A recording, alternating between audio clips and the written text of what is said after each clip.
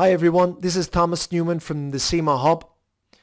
Today I'm going to talk about the operational case study for February 2017 for this fictional company, Mavis Venderby. Mavis Venderby is involved in the manufacture and retail of wooden beehives. So quite a niche industry, quite an unusual one. There isn't a lot of information out there on it. Before I do that, I want to talk about the operational case study in general. There are some very important points to address before you go at the operational case study, which we'll move to now. First of all, I would urge you, don't go it alone. Okay? It's tempting. A number of students do it. I wouldn't recommend it at all. There are a number of tuition providers, not just the CIMA Hub, out there that provide pretty good quality materials. Take your pick. It doesn't have to be the CIMA Hub, but please don't go it alone. The pass rates for the operational case study range from 34% to 67% of students passing. So plenty of people fail it.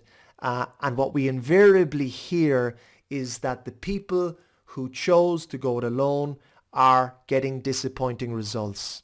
It's not worth it. You've gone through the effort of passing 3 objective tests. You get to this point. It's the final hurdle before moving on to the next level.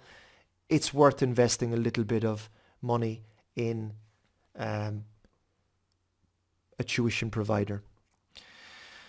The mock exams are particularly important, I think, for the pre-scene and for preparation for the operational case study.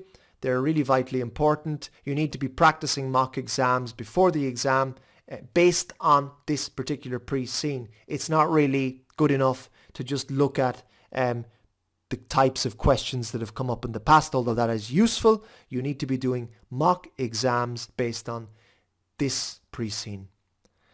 And finally, I would say a clear understanding of the pre-scene and a good understanding of the key facts and figures coming from the industry will help you hugely come exam day. What you don't want to be doing is jumping back and forth between the pre-scene and the unseen requirements on exam day. You'll waste a lot of time doing that.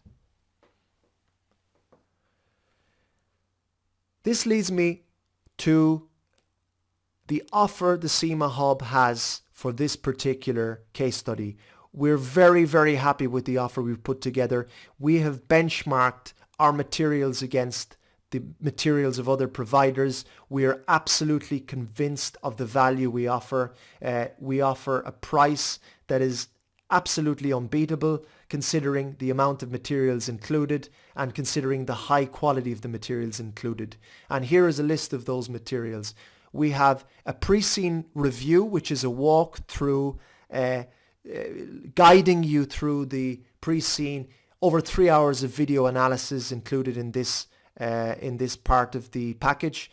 You also have an annotated pre-scene analysis included, where it sheds light on some of the main points that are coming up during the pre-scene. The second part of this package is a summary document that outlines the main issues as we encounter them in the pre-scene. This is a page-by-page highlights document from the pre-scene, because the pre-scene is packed full of information. It's difficult to let's say, draw out the most vital parts of the pre-scene, and this document does that. After every page of analysis, of video analysis, we stop to consider the 2 or 3 key points coming from that particular page. At the end of the document, there's a SWOT analysis of Mavis Venderby. This is particularly useful because what you often find is that examiners like to focus on the weaknesses and threats in particular. They base a lot of exam questions on those, and indeed the SWOT analysis is an excellent way to sum up what you learn about the company during the pre-scene analysis. The third element of this package is a financial analysis and ratios document. The numbers often shed light on some of the issues that the company is facing. And what we do here is we take the main financial statements, we look at the percentage changes, we do a lot of ratio analysis, we highlight the main trends and tendencies between years. And again, this document is annotated to clarify the numbers, to deal with some of the key points coming up in the financial statements. The fourth element of this package is a test of your knowledge of the pre-scene. These are 67 short questions with the answers provided also. This ensures that you absolutely know the case inside out. When you can answer these questions, you can be absolutely confident that you have a good grip on the pre-scene materials. You don't need then to worry about forgetting something on exam day and having to go back to the pre-scene and wasting very valuable time doing that.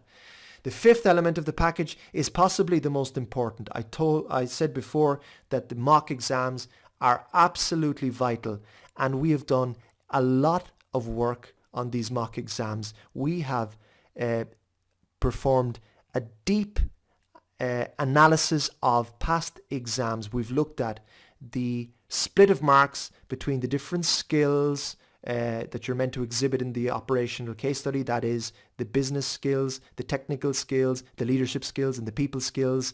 The way that they're weighted in all of those exams, the weight assigned to the different topics within E1, P1 and F1. And what we have done is we have produced mock exams that absolutely replicate those weightings and the way that subjects and skills are represented in past exams. These exams, we believe, are as close to the real thing as you can get. They are absolutely best in class. They also come with not just the answers, but a video walkthrough of the mock and the answers, of the 3 mocks and the 3 answers. Okay, so we explain the reasoning behind certain answers, whether certain alternatives could be taken, and this helps to really clarify and help you understand why a certain answer has been given or why another answer has been, let's say, skipped over, or a certain theory has been used and another theory has been left to the side. And finally, we round out the package with a very useful industry overview. This is a video showing you some of the key facts and figures from this very obscure industry. There really isn't a lot of information out there, but we've done a lot of digging to come up with the very best facts and figures for this particular industry.